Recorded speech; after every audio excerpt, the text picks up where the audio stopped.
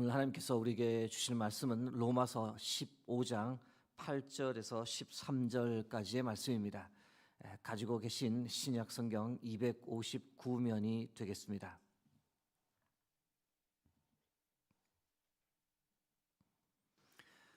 허락하신 말씀 교독하겠습니다.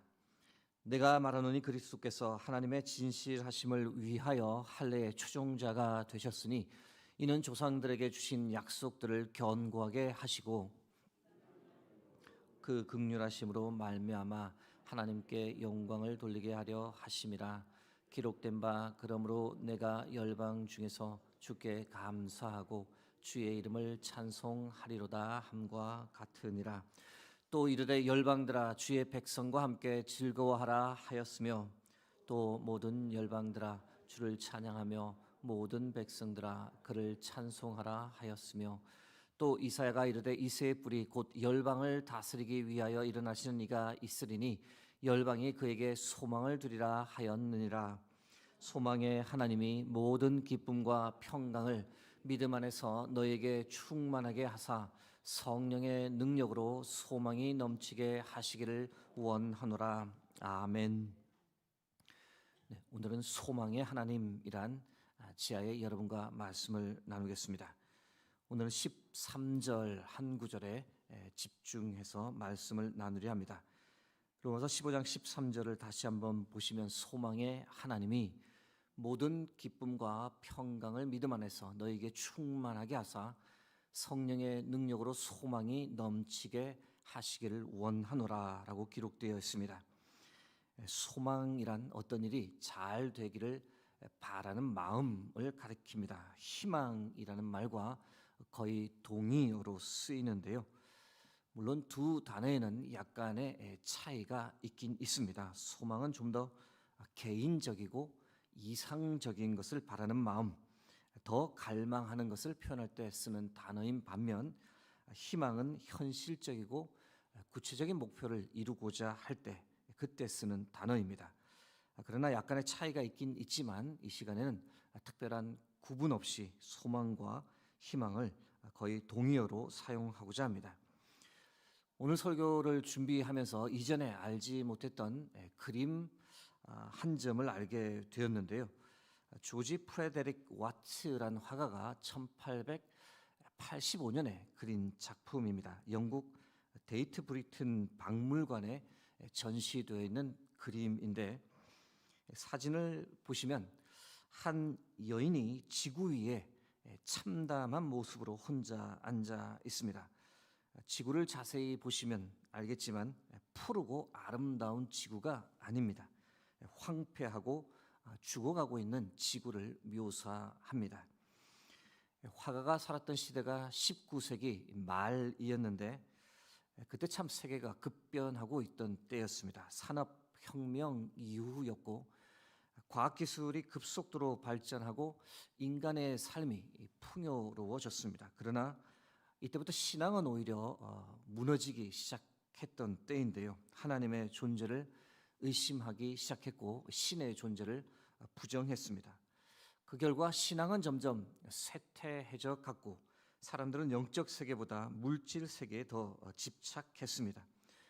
아이러니하게 물질적으로는 조금 더 풍요로워졌지만 인간은 더 많은 절망과 허물을 느꼈습니다.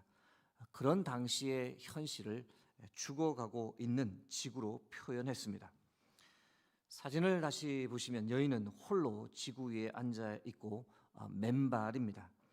너무도 구부정하게 앉아 있어서 금방이라도 넘어질 것 같은 불안감을 느끼게 합니다. 외롭고 불안해 보입니다. 눈은 가려져 앞을 보지 못합니다. 리라라는 악기를 들고 있는데 현이 다 끊어지고 한 가닥만 달랑 남아 있습니다. 여러분 이 그림 보시면 전반적으로 어떻게 느껴지십니까? 희망적으로 느껴지십니까? 아니면 절망적으로 느껴지십니까? 많은 이들이 이 작품을 보고 절망이 느껴진다. 그래서 이 작품의 이름을 절망이라 부르는 이들도 있었습니다. 그러나 화가 본인인 와츠는 이 작품을 희망, 소망이라고 불렀습니다. 그 이유가 무엇이었을까? 아무런 현실 가운데서도 한 줄기 소망이 있음을 전하기 위해서 이 그림을 그렸습니다. 사진을 다시 보시면 잘 보이지는 않지만 그림의 맨 위에 하나의 별이 비치고 있습니다. 해도 달도 없는 어두운 밤이지만 그래도 하나의 별이 이 소망의 빛을 비추고 있음을 표현하는 겁니다.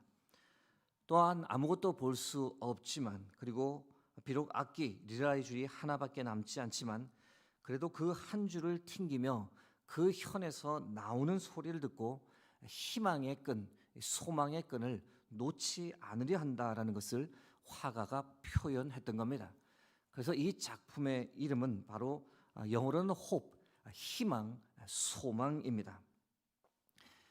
이 작품이 2008년까지는 잘 알려지지 않았더랬습니다. 그런데 말 그대로 하룻밤 자고 났더니 일약 유명해졌는데 무슨 일이 있었던 것일까?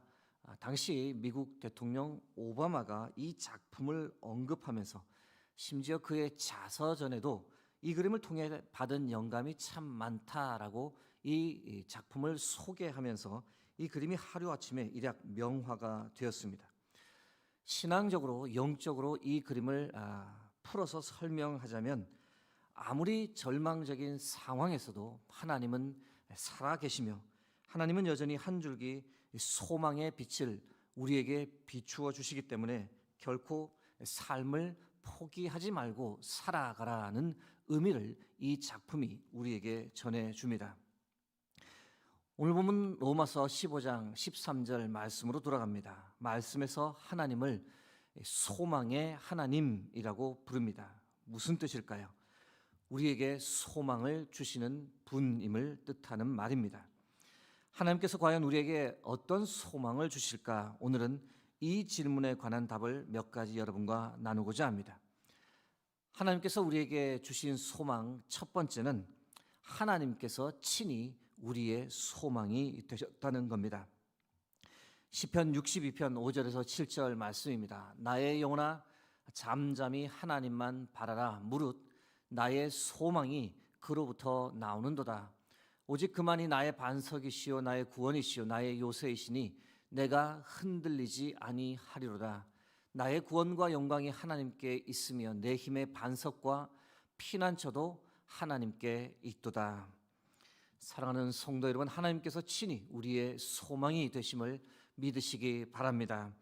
하나님께서 친히 우리의 반석이 되어주시고 구원이 되어주시고 요새가 되어주시고 피난처가 되어주십니다.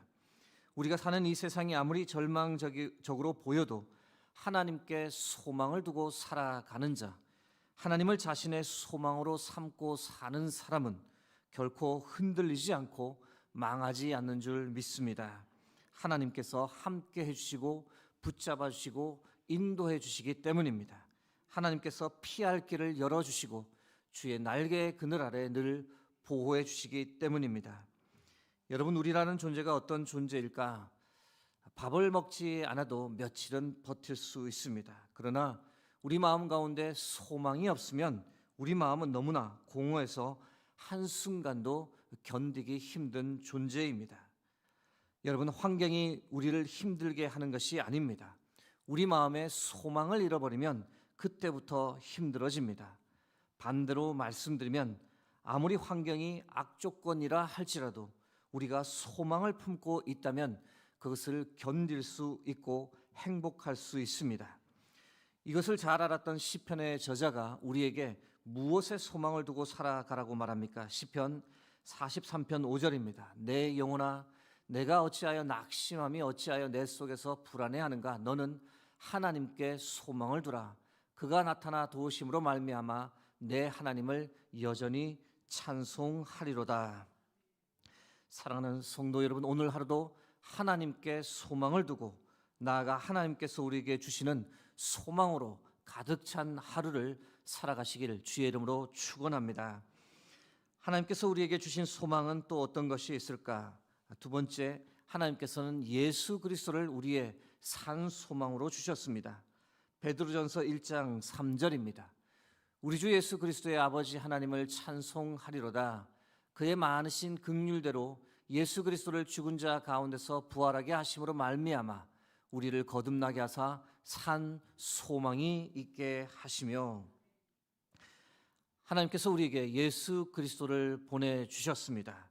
예수님 오시기 전에 인류에게는 소망이 없었습니다. 어느 누구도 구원받을 수 없었으며 어느 누구도 하나님께서 원하시는 수준에 이를 수 있는 사람이 없었습니다. 절망적이었고 자포자기할 수밖에 없는 그 상황에 모든 인류가 처해 있었는데, 그런데 예수님께서 이 땅에 오셔서 모든 절망을 소망으로 다 바꾸어 놓으셨습니다. 예수 그리스도를 영접하는 자, 예수 그리스도 그 이름을 믿는 자는 누구든지 하나님의 용서를 받을 수 있도록, 하나님의 의로움을 입을 수 있도록 새로운 길을 열어주셨습니다. 어떤 공로, 어떤 노력으로도 불가능했던 것을 예수님께서 해결해 주셨습니다. 예수님의 십자가 죽음을 통해 예수님은 우리에게 소망을 주셨습니다. 예수님을 통해 우리가 거듭나게 되었고 새롭게 태어났습니다. 죄의 종에서 하나님의 자녀로 신분이 완전히 바뀌었습니다. 하나님 아버지께 자유롭게 나가 하나님을 아빠, 아버지라 부를 수 있는 특권을 누리게 되었습니다. 여러분, 이보다 더 큰 소망, 이보다 더 큰 은혜가 어디 있겠습니까? 사랑하는 성도 여러분, 우리의 산 소망이신 예수 그리스도를 붙잡고 주님을 찬양하고 주님께 감사하며 살아가는 복된 하루가 되길 주의 이름으로 축원합니다. 하나님께서 우리에게 주신 소망, 마지막은 우리에게 부활 소망을 주셨습니다. 고린도전서 15장 51절에서 53절 말씀입니다. 보라, 내가 너에게 비밀을 말하노니 우리가 다 잠잘 것이 아니요 마지막 나팔의 순식간에 호련히 다 변화되리니 나팔 소리가 나매 죽은 자들이 썩지 아니할 것으로 다시 살아나고 우리도 변화되리라. 이 썩을 것이 반드시 썩지 아니할 것을 입겠고 이 죽을 것이 죽지 아니함을 입으리로다.